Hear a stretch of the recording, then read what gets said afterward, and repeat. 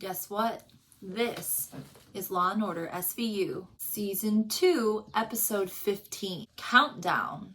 We open up and we're in a car with a fancy couple and they fucking hate each other. We're going to be late. We wouldn't be if you could get your ass ready in time. They're stuck behind a big old van. Just then, the back door of the van opens up and something falls out of it. The van drives off in a hurry, and just before the couple is going to step on the gas, you see a little hand come up and smack the top of their car. We jump to the hospital and Benson and Stabler are getting filled in. Her name is Sophie Douglas and she's 8. She was missing for 3 days. Originally they were thinking it was a custodial snatch. This cop says her mother thought it was the ex. And then this guy gets super defensive immediately when he thinks he's being challenged.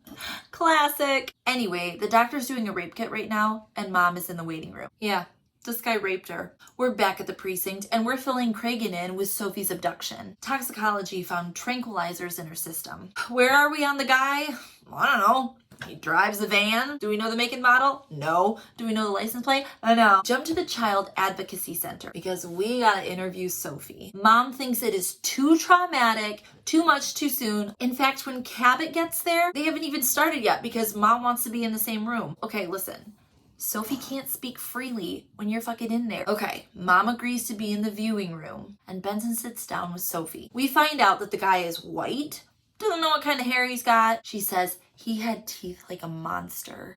Okay, how did you meet this man? My mom says I was supposed to go straight home, but there was a puppy. Damn it, the old puppy trick. Sophie starts to get upset. Mom's freaking out. Let me take her home and bring her back when she's ready. Okay, hang on, just give us like a couple more minutes. Okay, Benson, we need a location. Let's go. Sophie, did you see any street signs? Did he say anything to you in the van?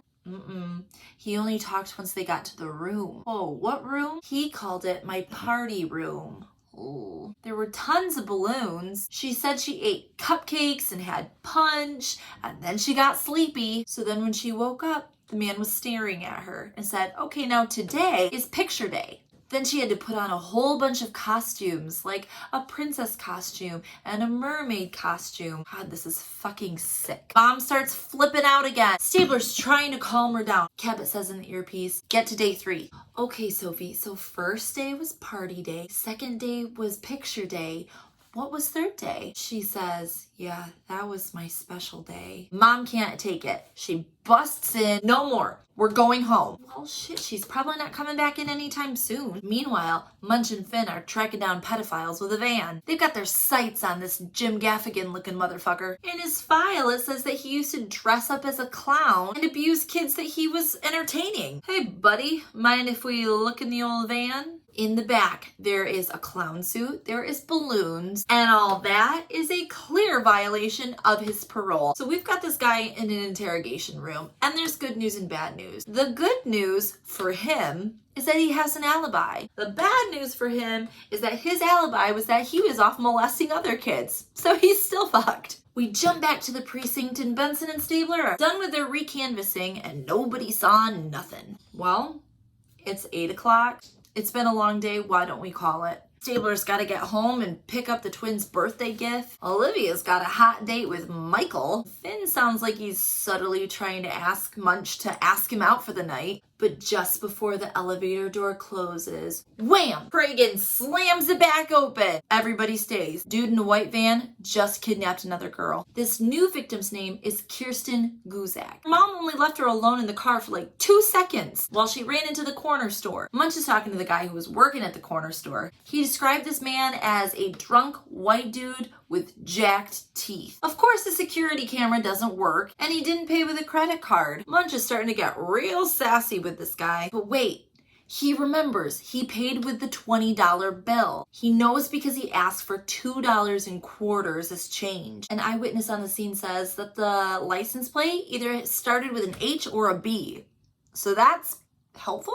Okay, so what does it need the quarters for? Why don't we dust that payphone, pop it open, and dust the quarters? Jump ahead more and the sun is up. They have been working for 24 hours straight, and the perp has had Kirsten for 12 hours. We're all starting to get testy here. Munch and Finn are fighting over eye drops. Let me use some. Oh, that's how you get pink eye. Stabler's done with spinning his wheels. We're gonna go talk to Sophie right now. But at the door, Mrs. Douglas says, no, you're not. We're gonna have to compel this bitch. So 6 hours later, they're sitting in the judge's chambers. The judge hears them out and says, I get your point, Mom, but sorry, I'm gonna compel you to produce your kid. So we finally get Sophie back in the interview room. The music is swelling. Okay, Sophie, so what did you eat while you were there? Any takeout food? No, we literally just had cupcakes and punch and candy corn.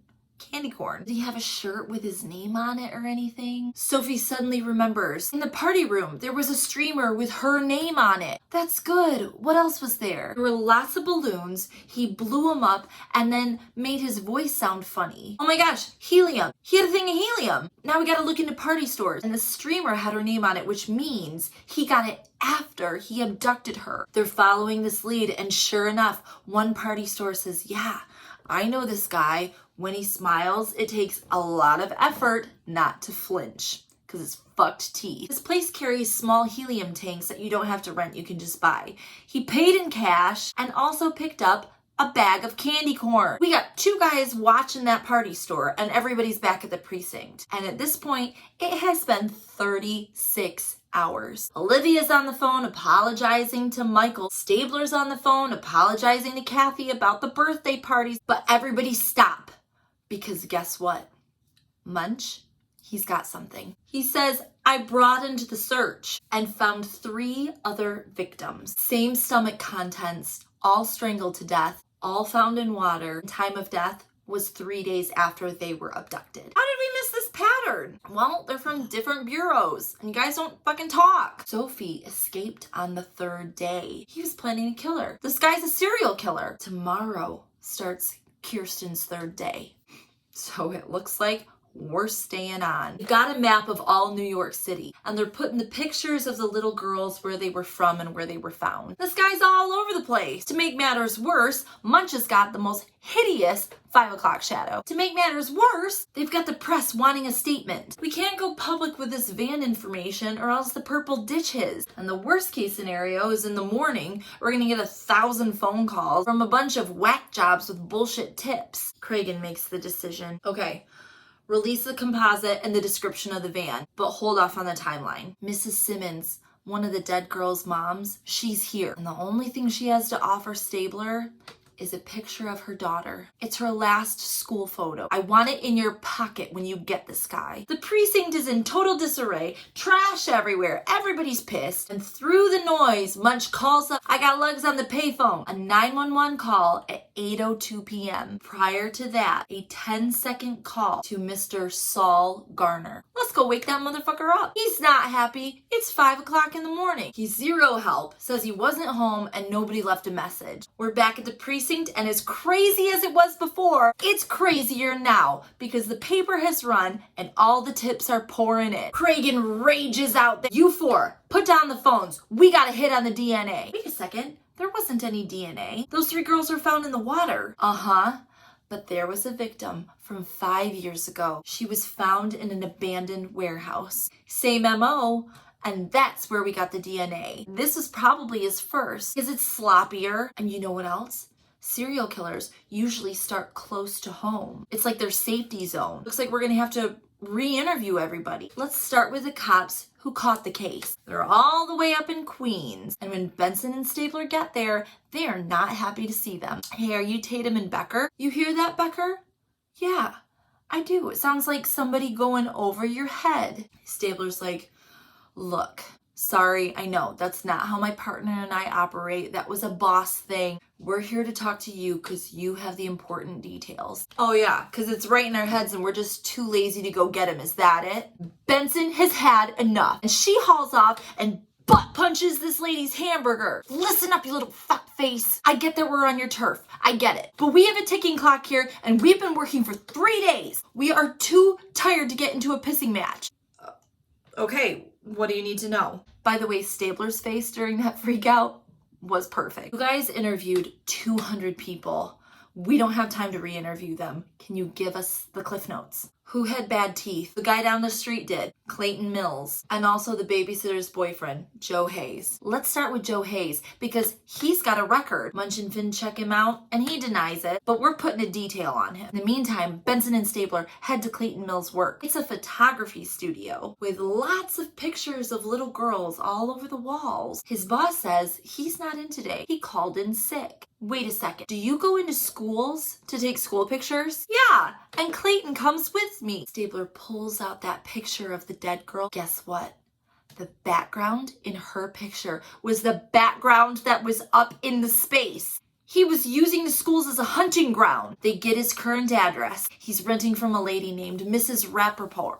Mrs. Rappaport. Guns drawn. They bust into this place. Nobody's there, but the room is full of balloons and streamers that say Kirsten, and there's blood on the floor. They follow the streaks into the closet, and there on the floor is a dead Mrs. Rappaport. She must have walked in on him. We're back at the precinct and we're trying to regroup. Olivia's thinking that Kirsten's dead, but Stabler wants to proceed as if he's sticking to the timeline. Kirsten still has 4 hours. They're at each other's throats. You know how it gets when you're tired as butt. Yeah, Liv, why don't you go take a nap and we'll tell you how it turns out. Screw you! Screw you! Cragen's like, okay, listen, you go get some air, and Stabler, you go talk to your wife, who's here with your twins. Not a great time, honey. He gets 2 seconds with Kathy and the kids. They found something. He's gotta go. Bye. Remember that guy Saul? Well, it took a little bit of convincing, but guess what? Clayton the perp, he called him and wants to meet him. Looks like we're setting up a sting. There are sharpshooters on every building. Munch is in the van with Saul, but he's sitting on the floor. Saul's freaking out. What if he shoots me? But here comes the white van. He's here. What do I do? You gotta stop talking. If he sees you talking to somebody, he's gonna know that you're not alone. Oh my God, he's getting closer. Clayton's driving up and realizes almost immediately that something is off. He floors it in reverse, but he's too late. He tries to go forward, but he's blocked in there too. They've got him completely surrounded. Both hands out the window. As they're reading him the Miranda rights, Stabler is flying into the back of that van. Kirsten? Kirsten? And there's Kirsten. And guess what? She's alive. We're at Rikers Island and we're sitting in a room with Cabot, Clayton, and his lawyer. His lawyer says, well, we're ready to talk a deal. Bitch, the only deal he's getting is one last free meal. Hang on. My client murdered a girl and disposed of her body. Yeah, dickhead, we know about all 4 of them. The camera zooms in on Clayton's hideous face. 5. 4 bodies, puts a needle in your arm. I don't need the 5th. Yeah, but I'm sure her mother would like some closure. Tell me her name. Take the death penalty off the table, and I'll shout it from the rooftops. So Cabot wants to give the mother closure, but her boss, Charlie, is like, no, we want to kill this guy. Cabot's like, oh yeah, motherfucker? I bet I can change your mind. And she brings in Sophie's mom from the beginning. She comes in and gives an emotional account of the 3 days not knowing where her daughter was. I can't imagine feeling like that for the rest of my life.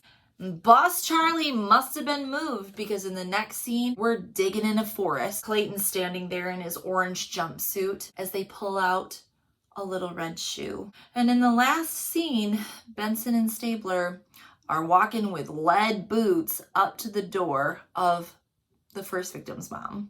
Oof! And that was Law & Order SVU Season 2, Episode 15. Jum jum!